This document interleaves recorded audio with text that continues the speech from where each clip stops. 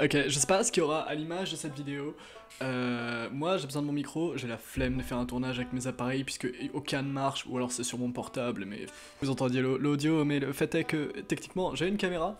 Bonjour, comment ça va? Mais elle me fait un peu paraître dans un fin fond de vidéo russe en 2009, ce qui m'emmerde un peu, on s'en fout de la qualité aujourd'hui. Ce qui compte, c'est le propos. Je quitte pas Beyblade. Hein. Alors, ce qui se passe, c'est que en ce moment, je suis bien loin de Beyblade. Je suis entre guillemets loin de la commu. Tout cela est dû au fait que les derniers mois où j'étais actif dans Beyblade, donc ce que j'estime être jusqu'à septembre 2022, j'ai eu, pendant toute mon expérience Beyblade, jusqu'à ce moment-là, beaucoup de désillusions et de déceptions vis-à-vis de Beyblade que je souhaite mettre à plat aujourd'hui au travers d'une vidéo, puisque la vidéo elle est définitivement mon moyen de m'exprimer, mais ceci est plus à but personnel. Et plus une sorte de petite thérapie que je me fais à moi-même. Du coup, cette vidéo est vraiment pour moi. J'ai pas besoin de faire cette vidéo, je la trouve pas vraiment utile, pas du tout le contenu que je veux produire, mais c'est ma façon que j'ai de mettre des choses à plat et de pouvoir avancer vers un avenir plus serein. Deuxième chose, je vais parler de beaucoup de gens dans cette vidéo, parfois en mal et parfois en très mal. Donc, si jamais vous voulez venir dans ma MP, il y aura deux scénarios possibles. Vous venez avec une approche sympathique et gentille, et alors on pourra parler et échanger. Ça sera avec plaisir si votre but véritable et fondamental n'est pas d'être heurté de votre ego, mais d'échanger. Deuxième scénario possible, c'est que vous veniez avec un ton que je jugerais à mon égard un peu trop agressif, et pour ce peu, vous aurez un message tout simple qui dira environ je m'en fous, virgule, je t'aime. Petit corps. Vis-à-vis des gens que je vais citer, malgré le fait que je vais parfois les critiquer en mal, etc., ça sera... excepté quand je préciserai, ça sera toujours des attaques sur le contenu, mais alors jamais sur la personne. On m'a jamais compris quand je disais ça, mais j'ai toujours dit que je voulais être pote avec tout le monde. Tout le monde s'en foutait, mais c'était... non, vraiment, j'apprécie tout le monde humainement, et ça sera toujours des attaques sur le contenu. Ça, y a pas de débat. Genre. Alors, aujourd'hui, je m'en fous des gens, parce que j'ai pas l'intention de revoir qui que ce soit de la commu avant 5 ans, je pense. Aujourd'hui, je vais vraiment pas essayer de lisser mes propos ou quoi. Il y aura pas de demi-mesure en quelque sorte, voyez-vous. C'est la force d'internet. Ok, je vais énoncer une série de toutes les déceptions que j'ai eues. On va pouvoir revenir sur des petits événements, je reviens de loin. Ouais, du coup je vais énoncer mes déceptions que j'ai eues par thème, c'est très chapitré cette vidéo. Il y a des déceptions sur le jeu en lui-même, mais la majorité sont quand même sur la commune. Ok, c'est euphorique, on est dans un beau moment. On commence avec un point extrêmement important. Moi, je veux tout savoir, tout connaître, tout comprendre, et c'est tellement dur de trouver des réponses à ce que je cherche sur la technique de Beyblade. Tellement dur de trouver des preuves, tellement dur de gagner avec des single layers, alors que tout indique que c'est incohérent qu'elle gagne si peu. C'est mathématiquement incohérent, je le jure. Et je trouve pas comment ça marche. Et j'ai cherché des articles scientifiques, des bails dans Google Scholar. Enfin, je suis allé dans des endroits d'internet inimaginables. Pour essayer de trouver des réponses à comment fonctionnent les toupies, l'aérodynamisme, etc. Je suis déjà entré dans une bibliothèque étudiante, IRL, hein, en me disant, je trouve le bouquin sur l'effet centrifuge qui va m'aider à comprendre Ragnarok. Et toutes ces réponses sont vachement dures à avoir, et c'est frustrant. Enfin, il y a aussi ma relation au jeu qui a ses grandes frustrations, et je considérais à jamais comme le jeu le plus complexe. Prochaine déception, Aritir. Alors il y a deux chapitres. En premier, c'est un TikToker Beyblade. Il a beaucoup d'abonnés, etc. Il a donc une portée vachement importante. Il fait beaucoup d'erreurs sciemment en vidéo. Il cherche pas à confirmer ce qu'il dit au niveau technique avec des gens compétents. Il ne s'estime pas compétent, mais fait quand même des TikToks sur la technique. Faut comprendre que moi, mon objectif dans le jeu, c'est de tout comprendre au niveau de la technique et d'amener de nouveaux gens à s'intéresser à la technique. Je vais parler un peu dans l'extrême, mais une de mes conviction que j'ai, c'est que le Beyblade étant un jeu vachement sous-coté parce qu'il a ses a priori, c'est pour les enfants, etc. aux yeux du grand public, mais que le jeu est insane et que je pense que le seul, peut-être pas le seul, je pense que la partie du jeu la plus importante qui peut faire amener des gens et les faire rester, et les faire se passionner, c'est vraiment la technique. Donc dès qu'autrui parle de mal dans la forme de la technique dans Beyblade, c'est très agaçant, très frustrant pour mon objectif qui était d'amener les gens vers la technique. Il fait des erreurs techniques tout le temps, il cherche pas à les confirmer, il a une portée de malade, mais il ramène des gens de TikTok vers Beyblade que pour la nostalgie, et c'est nul. Personne reste dans un domaine uniquement alimenté par sa nostalgie. En plus, Aritir a vraiment un côté à faire tous ses projets de son côté, sans considérer ce qui existe déjà, ce qui dessert tout le monde. Alors, il a un côté hype vraiment cool, il a cette vibe de commentary, tu vois. C'est vraiment une personne sympathique, mais il n'y a aucune ambition. C'est ouais les gars, là j'ai Pegasus, énorme hein, go dans l'arène. Fin du TikTok. C'est juste dommage, c'est juste dommage. Il y a tellement de choses à faire avec Beyblade, c'est juste dommage. Deuxième partie, c'est une anecdote. On a la chance de tenir un stand Beyblade au Vital Sport de Troyes. C'est un salon, on a un stand, on fait du Beyblade, c'est très stylé, jusque là tout va bien. Dans les animateurs du stand, il y a notamment Aritir et certains de ses amis, jusque là tout va bien. Il met des cartes de ses réseaux sur la table et des toupies qu'il vend sur le stand.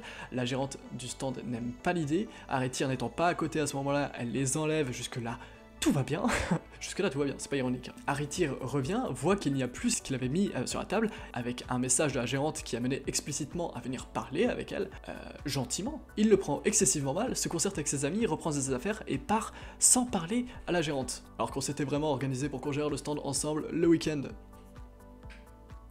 On est à un level d'enfantillage ce jour-là et tous les jours suivants dans MP, etc. pour régler ça, qui est au-delà de tous mes cauchemars. Un tel manque de réflexion m'effraie. Un tel manque de réflexion m'effraie, je suis désolé. Ah, gros chapitre, il y a un très gros chapitre. Mythfake. C'est très mauvais délire ça. Ok, depuis toujours on fait une distinction dans la commu entre ceux qui jouent sur la technique et ceux qui jouent pour la collection. C'est pas hyper intelligent mais c'est un truc qui se fait malgré lui. Avec Aritir, ça a amené une vague de faux nostalgiques, donc des gens qui reviennent pour la nostalgie en restant une semaine actifs et oublient Beyblade à jamais, qui ne venaient que pour les collections. Vu que les TikTok d'Aritir sont excessivement mauvais point de vue technique et que de ce fait, ce sera pas pour cet aspect du jeu que les gens allaient venir, en sachant que la nostalgie ça fait pas rester des gens dans le jeu, hein. Je redis. La nostalgie ne fait pas rester des gens dans Beyblade. Faire un TikTok en mode oh là là, elle est trop bien cette Pegasus, vous souvenez, c'est de la merde, ça fait rien.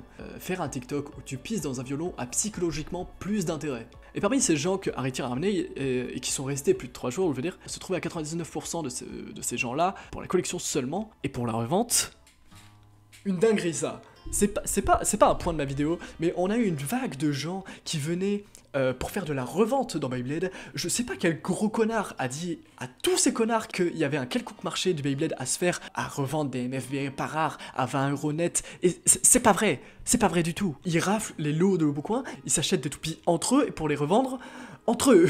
Du coup elles prennent de la valeur pour aucune raison, Et certains de cette bande qui venaient voir les nouveaux venus dans la commu, donc qui viennent pas de Aritir et qui venaient pour découvrir la technique du jeu et donc pas pour la collection, venaient leur dire de pas acheter certaines toupies officielles. Les mythfakes. Les mythfakes c'est quoi? Takara on commence à vendre en 2008, puis vers 2013 ils se disent que ça serait cool de revendre les premières toupies, genre les premières Pegasus, etc. Et sur ces rééditions post-2013, il y a des défauts qui s'apparentent à des fins de moule. Enfin c'est la meilleure théorie que Internet a sans source, car Takara n'a jamais communiqué là-dessus. Ces défauts sont négligeables et non impactants sur la performance de la toupie. Et du coup le grand jeu c'est de dire hey, regardez laquelle de ces deux toupies est la mythfake. Je sais pas, je m'en bats les couilles, on s'en fout. Donc les gens qui sont là pour la collection vont dire à des nouveaux de la commu qui viennent pour la stratégie de ne pas prendre des toupies officielles qui sont pas chères parce qu'il manque genre des paillettes dans l'anneau d'énergie. Ok, moi, il y a longtemps, j'ai fait mes recherches et on va très vite voir où ça mène. Au Japon, les marques de jouets respectent les normes qui s'appellent les normes ST, et qui sont faites par la Japan Toy Association, qui est l'équivalent du logo E sur les jouets pour enfants en Occident, pour la sécurité des enfants. Et ces normes ont eu des mises à jour vers fin 2009 suite à des tests scientifiques sur la toxicité des matériaux, genre le métal. Et après, Takara a dû baisser le dosage de certains matériaux toxiques dans leurs pièces en métal, donc en fait, il y a des matériaux toxiques dans les premières Takara Tomy, mais excessivement peu pour pas que ça soit dangereux, et après 2009, il y en a encore moins que le peu qu'il y avait avant. Source en description. Conclusion, c'est les mêmes toupies qu'avant, des marques officielles, les mêmes couleurs, les mêmes formes, les mêmes stickers, la conception des stickers est en réalité un poil différente, mais elle colle tout autant.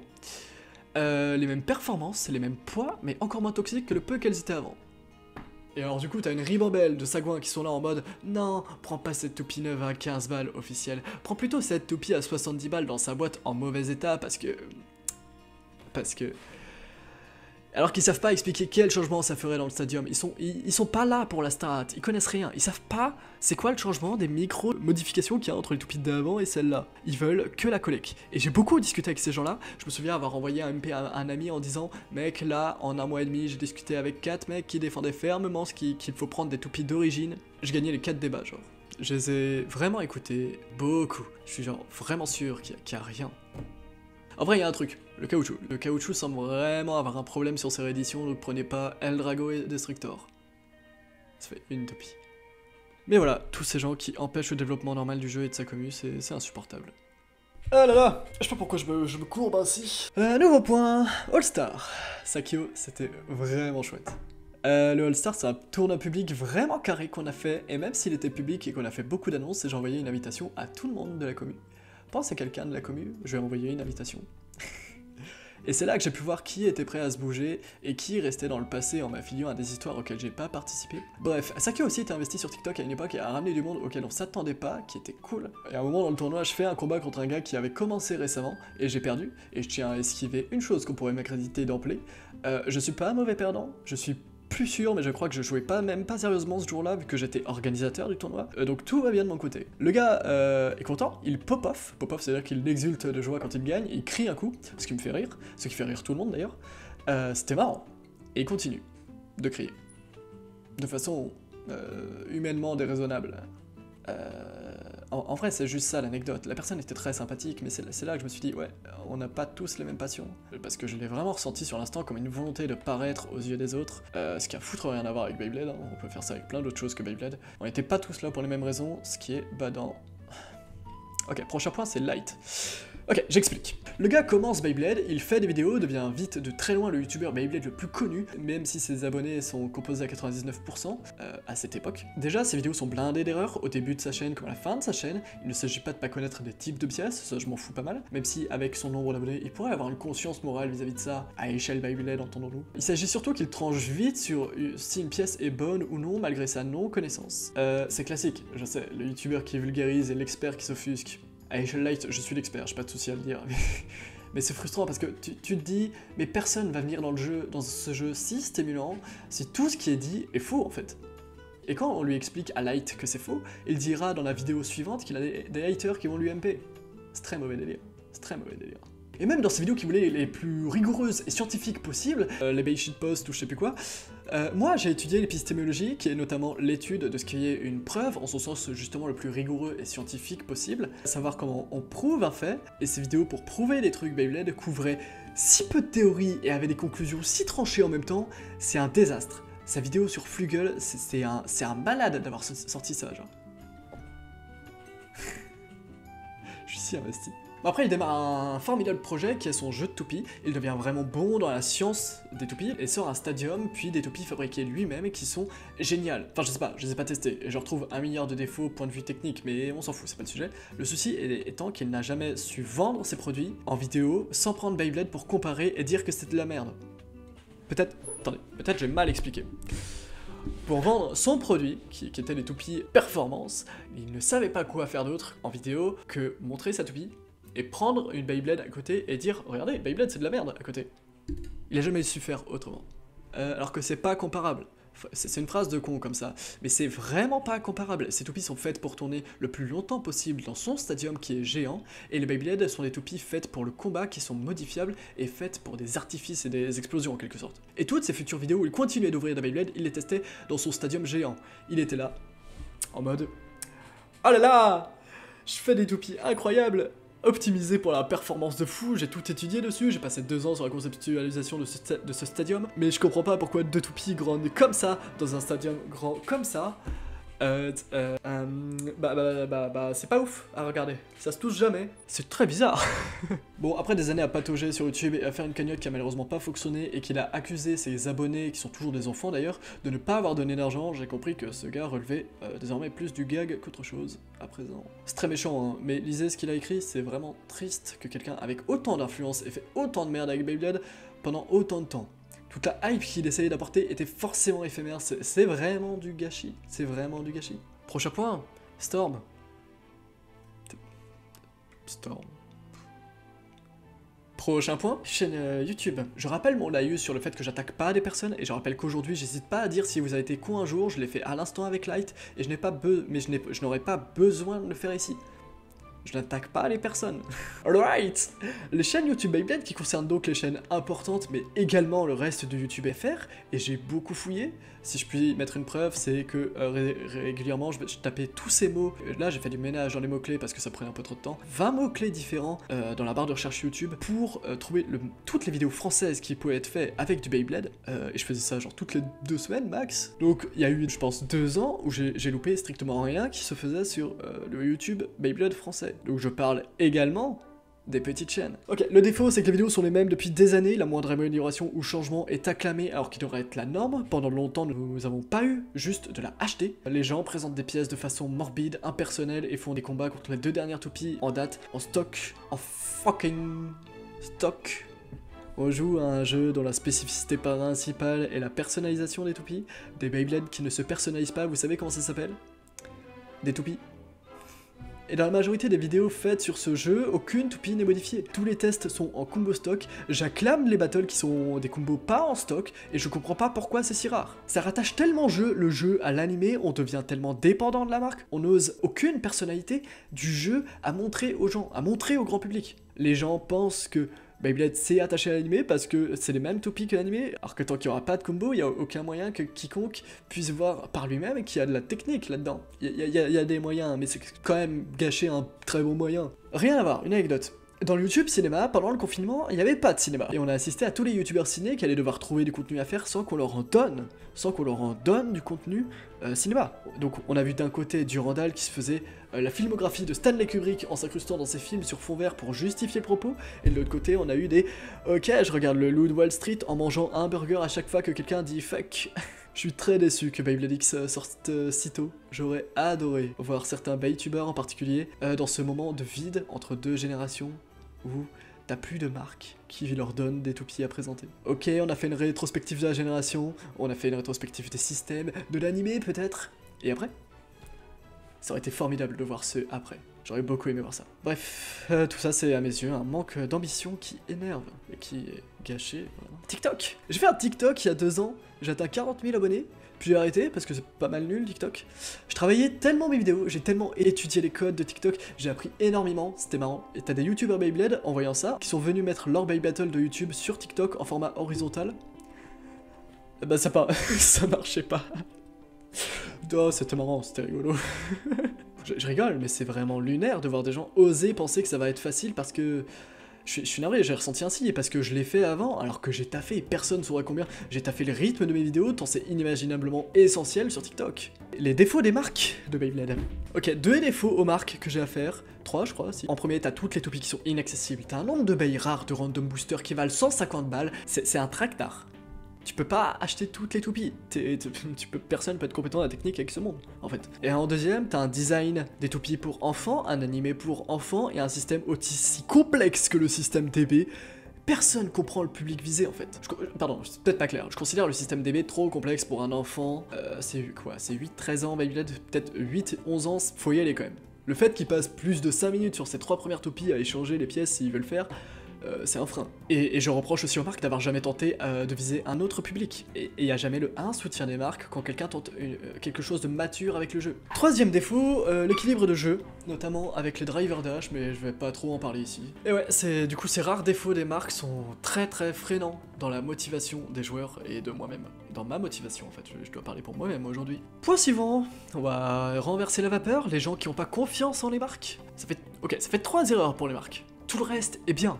C'est-à-dire t'as 97% du jeu qui est bien, t'as 3% qui merde, il y a des pourcents qui sont vraiment importants, mais dans la commu, il y a très peu de gens qui ont confiance en les marques. Quand on parle d'avenir, quand on voit une nouvelle toupie, on se dit pas « Oh là là, il y a aucune chance que Takara la foire ». Parce qu'ils en ont fait 250 uniques avant celle-là. Ok, un exemple. Quand les images de variantes Lucifer sont sorties, personne pouvait comprendre que les ailes étaient malléables.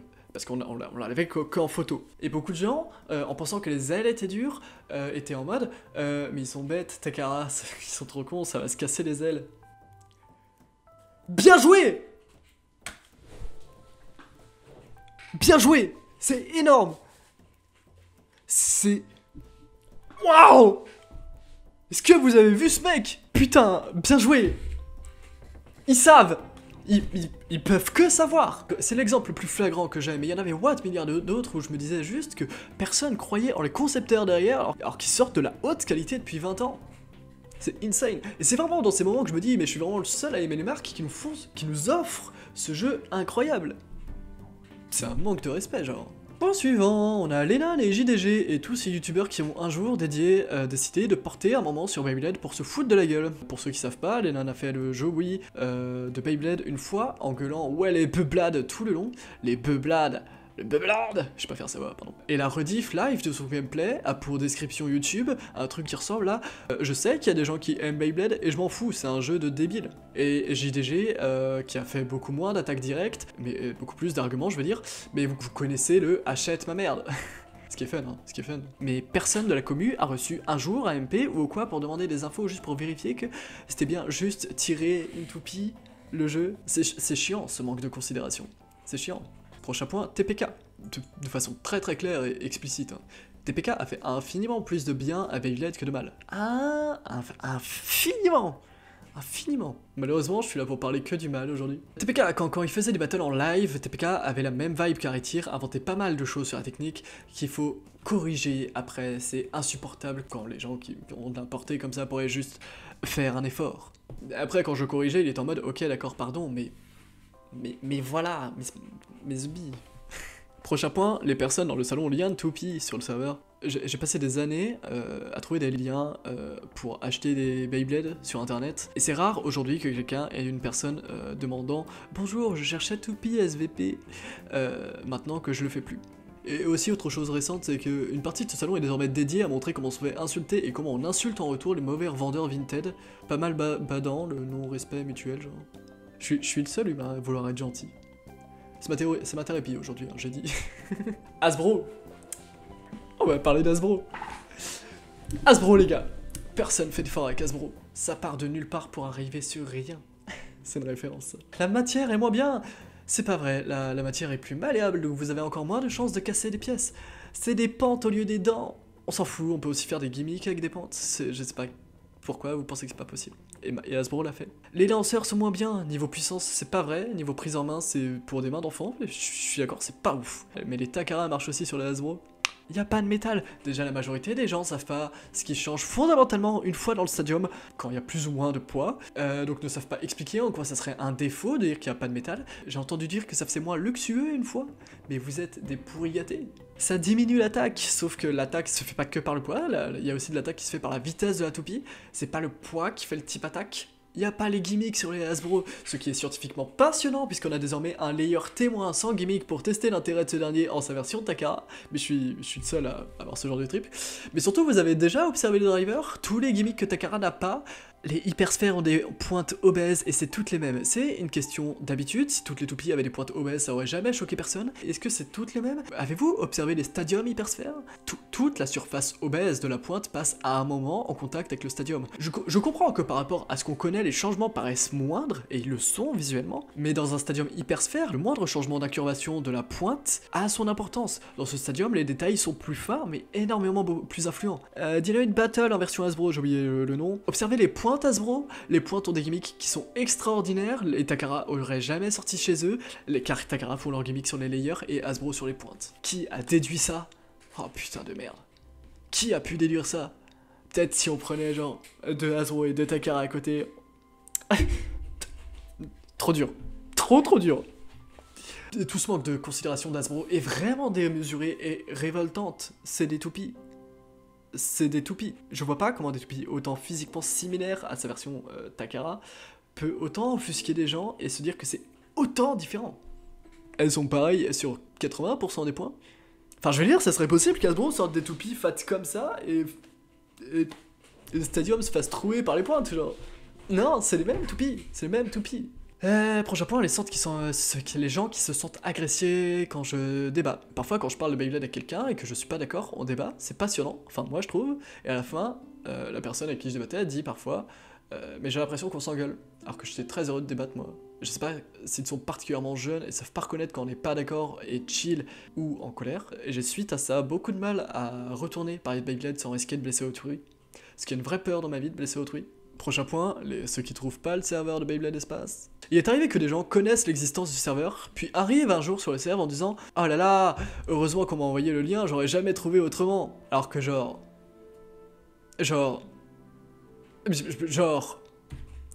Bah c'est là que je me dis qu'on est vraiment pas aidé. Ça paraît être une blague, hein, mais c'est vraiment lunaire parfois. Prochain point. Il réside un dernier problème que je refuse de détailler parce que c'est un peu de l'ordre du personnel et que c'est pas intéressant d'en parler ici. Qui est la personne de Pegajinka. Pegas, tu passes ici. C'est juste que je veux pas reparler de toute cette époque avec toi. Et que notre relation qu'on a en ce moment est vraiment le plus chouette qu'on ait pour nous deux, je pense. Et je pense que t'es d'accord, honnêtement. Et je veux continuer à faire des Samus Fox en criant avec toi pour encore longtemps. À jeudi. Des Samus Fox, hein. Ouais, c'est en quelque sorte le dernier point. J'ai commencé à jouer à Super Smash Bros Melee, qui est un jeu au-delà de tout fun. Il est tellement dur, il est tellement complexe, mais complexe où je sens que je peux l'atteindre en fait. Et je peux atteindre et maîtriser ça. C'est pas comme Beyblade où j'ai juste pas les réponses, et bah ça s'arrête là. Je peux pas avancer, je sais plus comment chercher. Et on n'a pas un bouquin avec toutes les réponses. Ce qui n'est pas simple, ce qui est normal, hein. Parce que c'est foutre pas simple à faire, la physique c'est des what milliards de bouquins. Mais c'est frustrant de pas pouvoir choper les réponses, je sais pas où chercher maintenant. Et non, mais là j'ai décidé de m'investir dedans, beaucoup de temps, par choix. C'est vraiment magnifique ce jeu, c'est vraiment magnifique. Et là j'ai fait un teaser pour un tournoi major européen, avec des top players et tout, avec 256 participants. Il y a une partie de moi qui joue à ce jeu parce que la commu est ce que je rêve pour la commu Beyblade, et que je pense que c'est vraiment atteignable même pour Beyblade, mais je sais pas comment. C'est aussi l'une de mes plus grandes frustrations, faire avancer la commu en fait. Voilà. Je dis voilà parce que c'est la fin en fait. Il y a plus de points. J'aimerais bien dire un sentiment en sortie, mais en vrai c'est pas le tournage qui me passionne. Du coup j'ai pas grand chose à dire à la fin de ce tournage. Juste j'ai eu plein de fois où j'ai bégayé, mais heureusement je suis monteur donc je vais pouvoir monter tout ça. Et donc c'est là que ça va aussi pas mal m'aider à évacuer toutes ces histoires. Si je pense un peu à vous quand même dans cette vidéo, puisqu'elle va être publique, ceux qui voudraient savoir ce que je fais, pourquoi il n'y a plus de vidéos, tout ça, bah du coup c'est parce que du coup je suis loin de Beyblade. Il y a parfois où j'ai des envies de refaire des vidéos, j'ai plein de textes fantômes qui sont dans mes dossiers, qui n'ont jamais été aboutis pour X ou Y raison. J'ai notamment une vidéo sur Ragnarok dernièrement, qui est la dernière vidéo que pour l'instant j'ai mis de côté. Parce que justement j'ai pas les réponses à ce que je veux, et tant que j'ai pas ces réponses, je considère pas avoir de contenu suffisamment ouf et inédit et formidable pour en faire une vidéo. J'ai découvert beaucoup de choses sur Layer. Ma vidéo serait, comme d'habitude, serait vraiment la plus technique possible qu'on ait jamais vue. Enfin, en tout cas, c'est l'objectif. Hein. C'est toujours l'objectif. Je comprends pas les gens qui font des vidéos sans chercher la perfection. Genre, c'est pas égocentrique, c'est la putain de norme. C'est comme au cinéma, t'as plein de réalisateurs qui sont là en mode « Oh là là, je vais faire le prochain Star Wars, mais ça sera jamais aussi bien que ce qu'a fait Luc avant moi. » Non, il s'appelle pas Luc, il s'appelle Lucas, Lucasfilm. Mais connard, tu vas faire un Star Wars et t'es en mode... Il y a un truc avant, il sera... Quoi que je fasse, quoi que j'essaye, quoi que je pense, ça sera forcément meilleur. C'est effrayant de pas viser au-delà de ce qui a été fait, au-delà du monde, ce qui n'était aujourd'hui permissible. Je dis vague, hein, je dis vague. Ouais, du coup, je suis en école de cinéma en ce moment, je fais des études pour être monteur, tout ça, donc... ce que j'ai toujours voulu faire, donc c'est très le feu, j'apprends beaucoup de choses. Je me rends compte que je suis à la fin, et qu'avant j'avais un réflexe à la fin de mes vidéos, une phrase mythique que vous avez peut-être en tête, puisque mon rythme était bien fait, et que les gens restent à la fin de mes vidéos, puisque mon rythme est bien fait, contrairement à toutes les autres vidéos Beyblade. Je suis insupportable. Mais si je la dis maintenant, c'est pas vrai. J'espère vous revoir bientôt dans le monde du Beyblade à l'avenir. Non, en plus c'est pas exactement ça. J'espère vous croiser dans le monde du Beyblade à l'avenir. Mais c'est pas vrai. Aujourd'hui c'est pas vrai. Aujourd'hui j'ai pas envie d'aller faire des événements, etc. Excepté pour aller voir mes amis, quoi. Mes amis de Beyblade, je viens. Qui serait là pour Beyblade. Bah c'était marrant d'exécuter tout ça, j'espère que tout ça sera derrière moi à présent, parce que il y a une bonne partie qui m'a affecté, où je me suis beaucoup trop investi, j'ai parfois une mauvaise répartition de ce qui m'affecte ou non, c'est aussi pour ça que j'ai décidé de faire cette vidéo en mode détachement complet, et que je me suis permis de dire plein de choses comme ça. Je sais pas comment conclure cette vidéo, c'est affreux. J'espère un très bel avenir pour Beyblade, je vais encore y contribuer beaucoup, pas en tant que vidéo, etc., mais au nom de Beyblade Espace, ça je vais vraiment continuer. Et voilà, je souhaite le meilleur à tout le monde, le meilleur pour la commu Beyblade, et à bientôt sur Discord à la limite. Il y a un côté pessimiste, c'est ce qu'il me faut. Nickel. Salut. La bise. C'était fun comme vidéo, en vrai.